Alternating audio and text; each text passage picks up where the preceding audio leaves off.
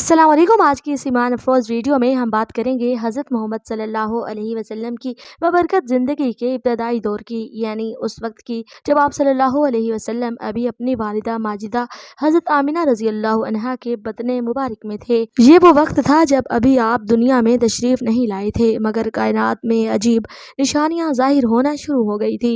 वो निशानियाँ ऐसी थीं जो बता रही थी कि अब एक अजीम हस्ती की आमद होने वाली है जो दुनिया के अंधेरों को मिटा देगी, बातिल के निज़ाम को ख़त्म कर देगी और तौहीद की शम्मा रोशन करेगी। नाज़रीन, मुहद्दिसीन ने किताबों में जिक्र किया है कि जब रसूलुल्लाह सल्लल्लाहु अलैहि वसल्लम अपनी वालिदा के पेट में थे तो हज़रत आमिना रज़ी अल्लाह अन्हा ने एक अजीम ख्वाब देखा। उन्होंने देखा कि उनके बदन से एक ऐसा नूर निकला है जो शाम के महल्लात को रोशन कर रहा है।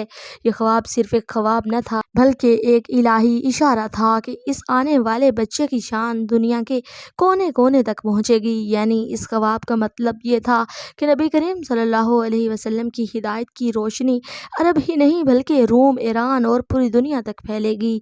नबी करीम सल्लल्लाहु अलैहि वसल्लम की वलादत से पहले ईरान का बादशाह किसरा था। तारीख में आता है कि जब आका सल्लल्लाहु अलैहि वसल्लम अपनी वालिदा के बतने मुबारक में थे, एक रात ऐसा वाक़या हुआ कि फारिस के अजीम और शानदार महल के 14 बुर्ज यकायक गिर गए।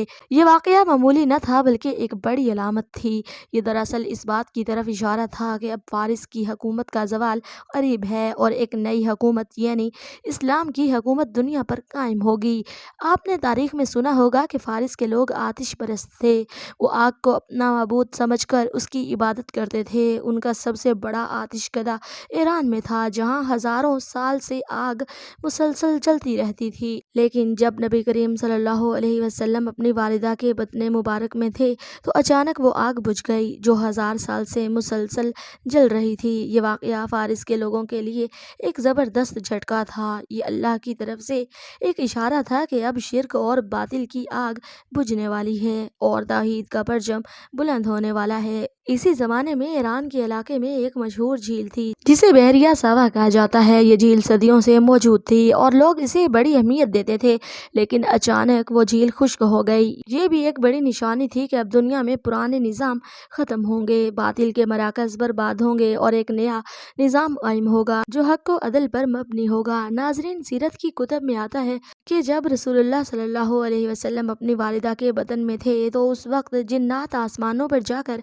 खबरें चुरा लिया करते थे, लेकिन अचानक आसमानों पर सख्त पहरा लगा दिया गया। टूटते सितारे जिन्नात पर बरसने लगे। ये इस बात की अलामत थी कि अब वही का दरवाज़ा खुलने वाला है। अब अल्लाह के रसूल सल्लल्लाहु अलैहि वसल्लम तशरीफ़ लाएंगे और शैतानी ताकतों की खबरें चुरा लेने की राहें बंद कर दी जाएंगी। मुहद्दिसीन लिखते हैं कि हज़रत आमिना रज़ी अल्लाह अन्हा बयान करती थी कि जब मैंने नबी करीम सल्लल्लाहु अलैहि वसल्लम को अपने पेट में पाया तो मुझे कभी बोझ महसूस हुआ और ना ही आम औरतों की तरह मुश्किलात आईं, बल्कि मैं हमेशा एक अजीब तरह के सुकून और खुशबू का एहसास करती थी। ये सुकून दरअसल इस बात की निशानी था कि यह हमल आम हमल नहीं बल्कि सारे जहान के लिए रहमत बनने वाले नबी करीम सल्लल्लाहु अलैहि वसल्लम का हमल है। कुतब सीरत में ये भी आता है कि जब हजूर सल्लल्लाहु अलैहि वसल्लम के दुनिया में आने का वक्त करीब आया तो शैतान ने एक ज़ोरदार चीख मारी।